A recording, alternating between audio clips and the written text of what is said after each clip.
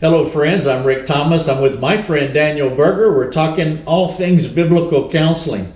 Daniel, in the last video, we talked about this idea of victim, and I've been thinking about victimhood. You explained that the word victim from an etymological perspective means vicarious. And so when someone does something to you, you don't want it, it happens to you. We're talking about abuse here.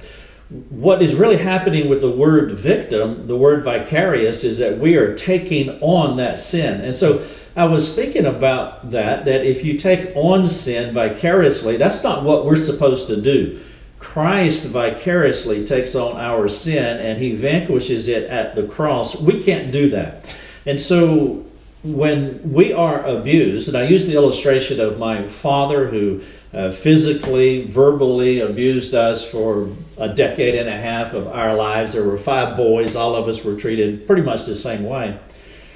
I actually took on that. And so I became the true meaning of what a victim is, vicariously accepting his sin. And then I externalized it. And what people would label me as an angry teenager. All of us were just a bunch of angry boys. And so we were actually living out the true definition of what the word victim means. But my question to you, you can not only externalize this vicarious victimness abuse, but you can also internalize it. I want to talk about the externalizing would be easy to see. I think we can all kind of identify with that. What are some of the dynamics that happens when a person vicariously accepts something that they don't want, and then this sin comes into them, and now it begins to operate in a dysfunctional way? What's going on inside of them? Yeah, so, and you hit it on the head. We have to do something with the sin. If we're not giving it and committing it to Christ, we have to do something with it. We have been sinned against. So, really, if again, keep things simple, there's a couple responses that we can live out or flesh out. The first is bitterness. You know, it's common to internalize this to the point where people they may not necessarily know what's going on.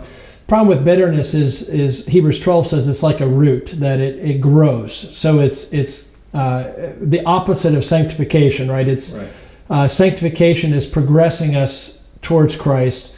Bitterness is actually digressing us, if you would, away from Christ. The opposite being forgiveness, a tender heart that forgives one another. So Hebrews 12 says that bitterness is like a root that when it springs up, it defiles many. And there's a sexual connotation that many times is used for that same word, defiled. But it has the idea of everyone around you, if you can think of a forest fire, is going to suffer as well.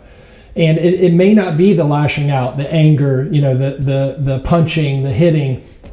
It may just be I'm not even going to talk to you. I would like to talk through this. Nope, not going to do it. And then the sun goes down on your wrath, if you would, and it's not dealt with. Or the proverbial sweeping problems under the rug. We see this a lot where whole families don't even deal with real issues. And so then the other person that's been sinned against blows up because you're not willing to deal with these issues. And here's the difference between the internalization and the externalization. There's still a problem in both participants, if you would. And so bitterness is a huge one. There's a second one too that I'll use the secular term just because it's familiar to some, but dissociation. So the idea is to turn to deceit, to dissociate from a reality or a truth. Not accept it, or trying not to accept what happened to you. That's right. So if you went through a traumatic experience, let's say you went through the theater of war and smelled the horrific smells. Let's say you even had to cross that guilt barrier and take someone else's life. The threat of yourself dying, the nightmares that you experienced while you were there. One option that is common with soldiers is to dissociate, or you've been molested as a child, where you start saying that didn't really happen to me.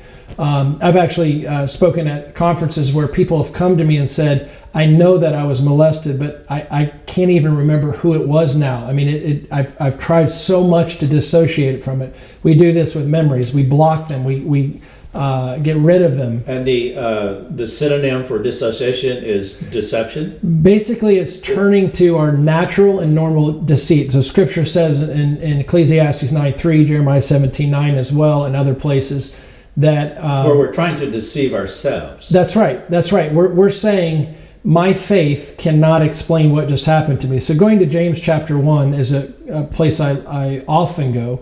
James 1 says that when we encounter every type of trial, so from in King James Version says divers temptation. So if you think about diving, like the very depth of suffering that you can think of, to somebody pulling over in front of you, that is trying your faith. Right.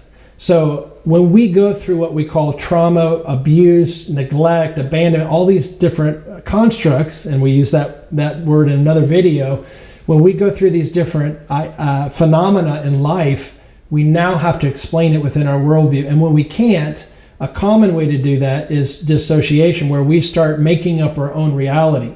And what you find is a lot of what we're calling mental illness, schizophrenia, bipolar, dissociative identity disorder, OCD, gender dysphoria, et cetera, is a turning to the sea in order to deal with something that happened to you, or even sin. Sin in itself is traumatic many times. I've dealt with that as well.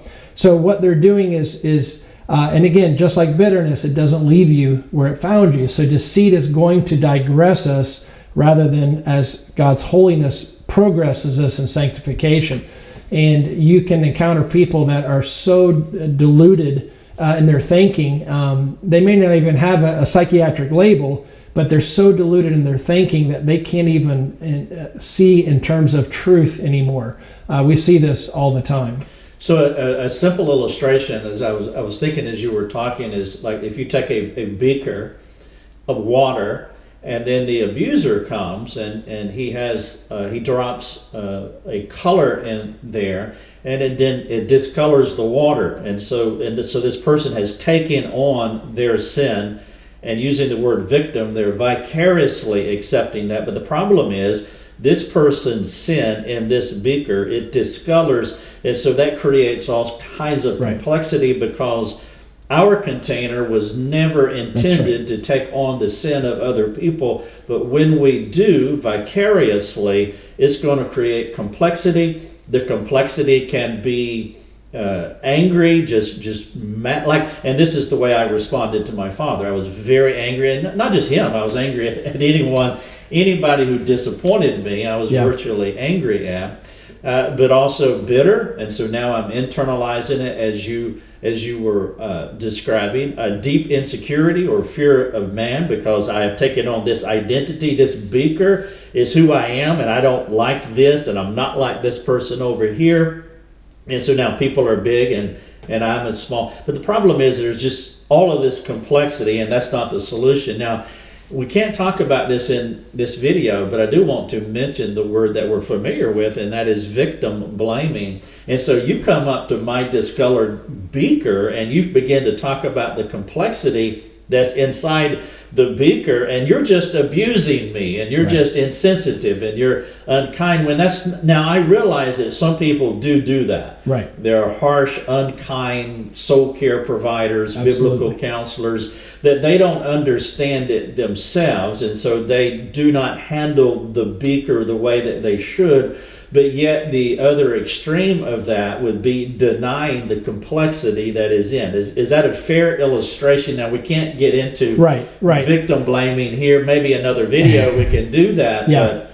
But that is a part of the complexity when you're dealing with someone who vicariously takes on a sin of another. Yeah, and that's why when God's word is being given, we say in biblical counseling it's sufficient. Right. But when it's truly being given, it's healing. And it may not be fun to hear. I'm not saying that. Right. But it is healing. And going back to James chapter 1, it's an interesting scenario, because he's talking to Christians here who are going through intense suffering.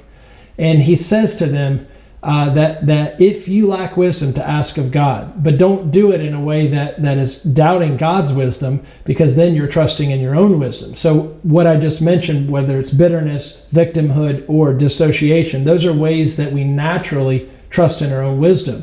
And the end result, according to James 1, is literally a schizo-minded person, a split-minded person that is unstable in all his ways. And so what tends to happen is we're not seeing that our own constant internalizing or externalizing is actually doing the destruction. That the instability in our life is not because of what happened to us, because there's many people that go through the exact same thing that we did, maybe even worse. Right. And they find an identity and a way forward in Jesus, in His wisdom, and that's the only way. So I hope that anyone who counsels would take this to heart and realize that you have to be sensitive. When we approach that beaker, we're talking about hurting people that already have especially if it's a parent that has hurt them. If they can't trust parents, well, they certainly can't trust Rick Thomas, right? Right. So, all right, outstanding. Talking about victim, vicarious, how to work through the internal externalization of it. That was a lot. We'll put some links in the description of the video. You may have a question that you would like for us to deal with. If you do, just put it in the comment section. Say, hey, would you guys talk about this? We would love to consider it. Maybe we can make a video on that. If you would like to talk more personally about abuse or something that's important to you that you'd like to have some dialogue with, we also have a link to our free community forum. So either way, if you have a topic for us, let us know. If you want to talk about this, jump on our free community forums. Thank you so much for watching the video.